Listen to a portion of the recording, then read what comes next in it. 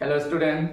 আজি মই নৱমমান শ্ৰেণীৰ সোশ্যাল সায়েন্সৰ জিওগ্ৰাফি প্ৰথম পাঠৰ এটা প্ৰশ্ন তোমালোকৰ লগত আলোচনা কৰিম আৰু এই প্ৰশ্নটো ক্লাছ টেষ্টৰ পৰা আৰম্ভ কৰি এনুৱেল এক্সাম লৈকে অহাৰ খুবেই সম্ভাৱনা আছে গতিকে তোমালোকে ভিডিওটো স্কিপ নকৰাকৈ প্ৰথমৰ পৰা শেষলৈ চাই যাবা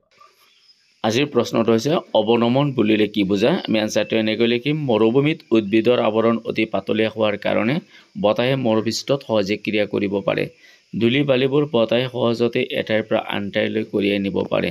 এনেদৰে ধূলি বালিবোৰ কঢ়িয়াই নিয়া কাৰ্যক অৱনমন বোলে নেক্সট প্ৰশ্ন ইনসেলবাৰ্গ কি এনসাৰটো হৈছে জাৰ্মান শব্দ ইনসেলবাৰ্গৰ অৰ্থ হৈছে দ্বীপৰ দৰে অকলশৰীয়া চাপৰ পাহাৰ বা পৰ্বত ছাত্ৰ ছাত্ৰীসকল ভিডিওটো তোমালোকৰ কেনেকুৱা লাগিল